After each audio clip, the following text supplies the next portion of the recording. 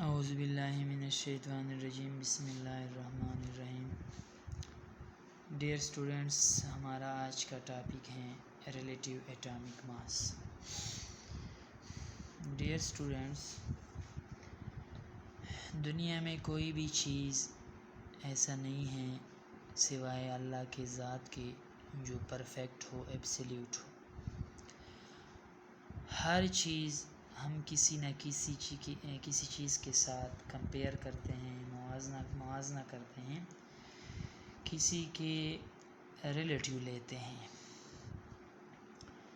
वैसे तो मास के लिए हमारे पास यूनिट्स मौजूद है, ग्राम, किलोग्राम, मिलीग्राम एट्सेट्रा। लेकिन चूँकि एटम तो बहुत ही ज़्यादा छोटा होता है, ऐसा कोई सेंसिटिव बैलेंस जो है ना अभी तक नहीं बना है जो एटम सिंगल एटम को वो तोले। और दूसरी बात ये कि इनविजिबल भी है, नज़र भी नहीं आता। तो इस वजह से साइंटिस्ट ने उसका एक अलग सा कंपैरिजन रखा है जिसे हम रिलेटिव एटॉमिक मास कहते हैं। रिलेटिव एटॉमिक मास की तारीफ़ कुछ इस तरह है that it is the mass of an element, it is the mass of an element, it is the mass of an element which is relative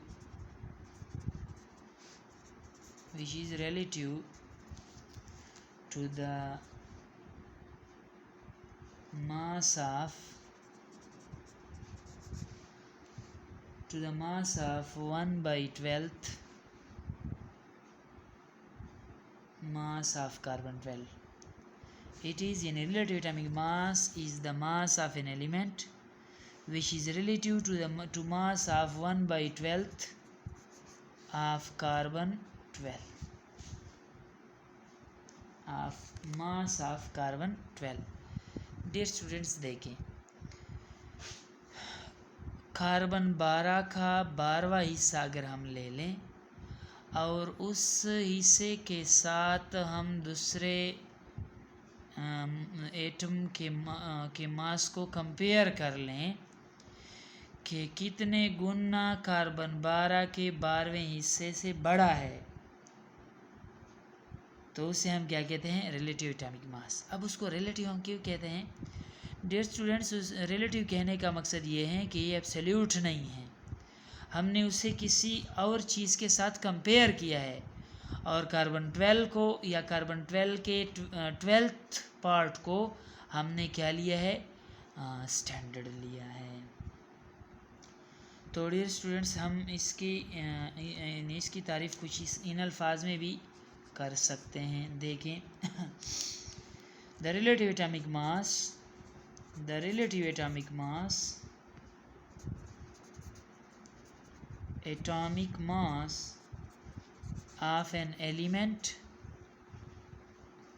of an element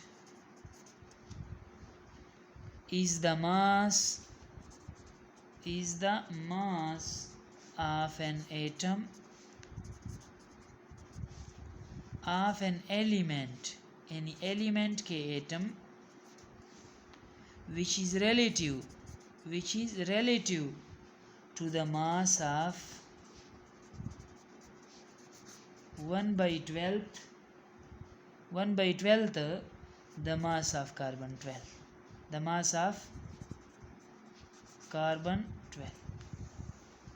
Dear students, देखें, the relative atomic mass of an element is the mass of an atom of an element relative to the mass of 1/12th of carbon-12. यानी मतलब तो वही है ना कि carbon 12 के जो 12th पार्ट हैं, 12वां हिस्सा हैं, अगर हम उसके मास को किसी एलिमेंट के मास के साथ कंपेयर कर लें तो उस एलिमेंट के मास को हम रिलेटिव एटॉमिक मास कहेंगे। डियर स्टूडेंट्स, मैं पहले भी बता चुका हूँ कि चूँकि एटम का तो अपना मास का तो अपना यूनिट ऑलरेडी मौजूद है, लेकिन बात यह है कि एटम बहुत ही छोटा होता है, बहुत ही छोटा होता है। हैज़ वी नो, अगर मैं इस तरह कर लूँ तो शायद और भी तो मैं ज़्यादा अच्छा समझ में आ जाए। हैज़ वी नो दैट ग्राम और किलोग्राम, ग्राम और kilogram is the unit of mass, but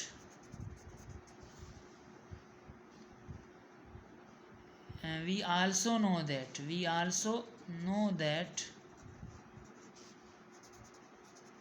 हम ये भी जानते हैं, हम तो ये भी फिर जानते हैं that atom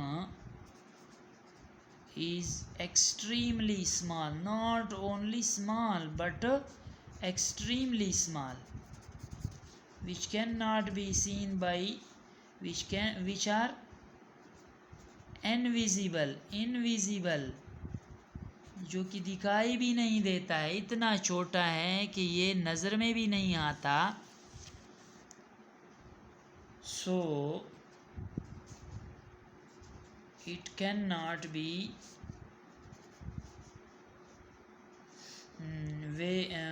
weigh in a balance. So it means that up till now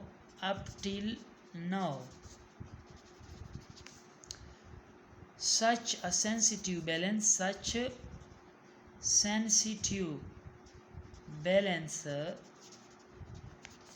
is not discovered. अब तक ऐसा कोई बैलेंस डिस्कवर हुई ही नहीं है जो सिंगल एटम के मास को मालूम कर लें। इस वजह से हम कहते हैं कि हमने कार्बन 12 को बतौर स्टैंडर्ड लिया है। डियर स्टूडेंट्स, देखें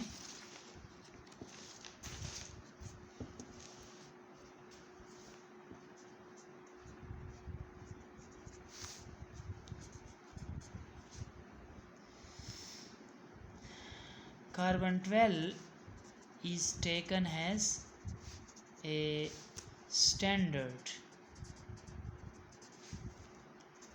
to compare the masses of all other atoms. ये भी अलग सा एक डिस्कशन है कि कार्बन 12 को क्यों एटॉमिक जो है ना स्टैंडर्ड लिया है, दूसरी चीज़ें क्यों स्टैंडर्ड नहीं लिए हैं, वो फिर कभी इंशाल्लाह हम डिस्कस करेंगे। लेकिन फ़िलहाल ये हैं कि हम किसी भी एटम के मास को अगर कार्बन 12 के साथ कंपेयर कर ले तो उसे क्या समझा जाए, रिलेटिव एटॉमिक मास। पीरियोडिक टेबल में सारे जो एटॉमिक मासेस है ये रिलेटिव हैं। all the atomic masses of elements present in periodic table are average relative atomic masses। तो डियर स्टूडेंट्स, कहने का मतलब ये है कि हम किसी भी एटम के एटॉमिक मास को जो मालूम करते हैं तो या पीरियोडिक टेबल में देखते हैं तो ये रिलेटिव एटॉमिक मास होती है। और ये किस तरह में हासिल होता है कि कार्बन 12 के साथ हमने कंपेयर किया होता है। मिसाल के तौर पर रिलेटिव एटॉमिक मास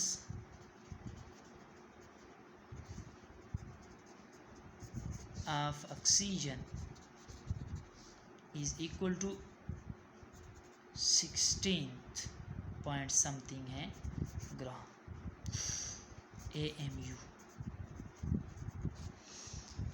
AMU डियर स्टूडेंट्स जो है ना वो रिलेटिव एटॉमिक मास की यूनिट है। और फिर आगे जाकर हम रिलेटिव एटॉमिक मास की जो यूनिट है AMU उसे हम डिस्कस करेंगे, उसकी ग्राम और किलोग्राम में वैल्यू भी मालूम करेंगे। इस टॉपिक के बारे मुतालिक इतना ही काफ़ी है, उम्मीद है